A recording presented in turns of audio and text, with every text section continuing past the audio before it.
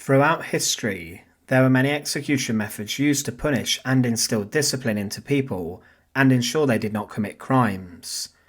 One of the most ruthless execution methods and policies used throughout history was deployed by the Romans within their armies, and this saw every 10th man executed by members of his group. The point of this was to instill discipline and prevent soldiers from getting involved in mutiny, desertion, and other offences. The leaders of the army and commanders wanted to make sure that the legions were loyal and would do anything that was asked of them, and decimation was used to punish large groups of soldiers. Welcome to the Fortress. To support our channel, please make sure to subscribe. Inside of ancient Rome, a group of around 480 soldiers would be selected for punishment, and the groups were then divided into further groups of 10. The men then drew lots, and the soldier who drew what was the shortest straw would be executed by the 9 other men in a number of different ways. This ranged from stabbing using swords and other weapons, clubbing and beating someone to death, and also stoning. The other soldiers were given rations of barley rather than wheat, which was their usual food, and they were then forced to stay outside of the fortified camps where they lived, which was more dangerous. The executions using decimation led to the executions of many soldiers, and it was the luck of the draw who was executed and killed. There was no distinction made for those who were of higher rank. It was first used in recorded form during the year 471 BC, and consul Appius Claudius Sabinius Regiliosus had men inside of his army executed as they scattered from the battlefield. This included standard bearers, centurions, and other soldiers who left the army, and they were scourged and then beheaded.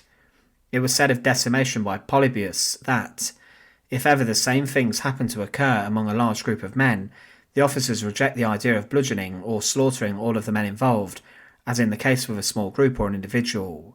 Instead, they find a solution for the situation which chooses by lottery system, sometimes 5, sometimes 8, sometimes 20 of these men, always calculating the number in this group with reference to the whole unit of offenders, so that this group forms 1/10 of all the guilty of cowardice.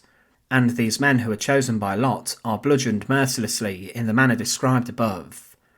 It was also used by some of the most notorious and famous Roman leaders, as Alexander the Great performed decimation amongst 6,000 soldiers.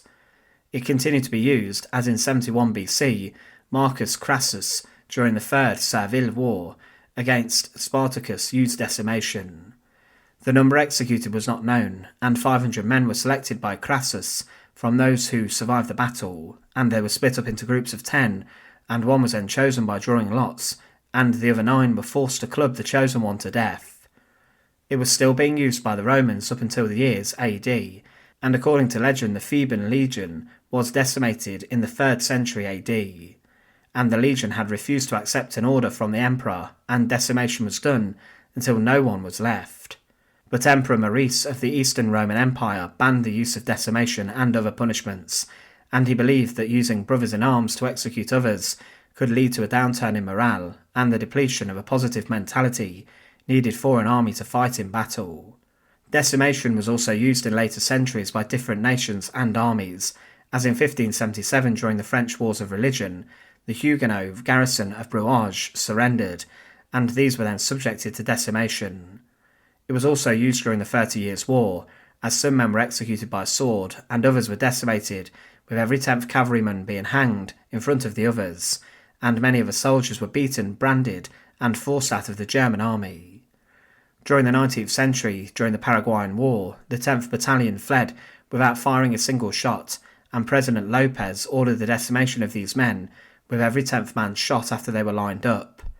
There were accusations of decimation being used during the First World War, as in 1914 in France, a group of Tunisian colonial soldiers refused to attack, and they were decimated by the divisional commander, and this led to the execution of 10 men.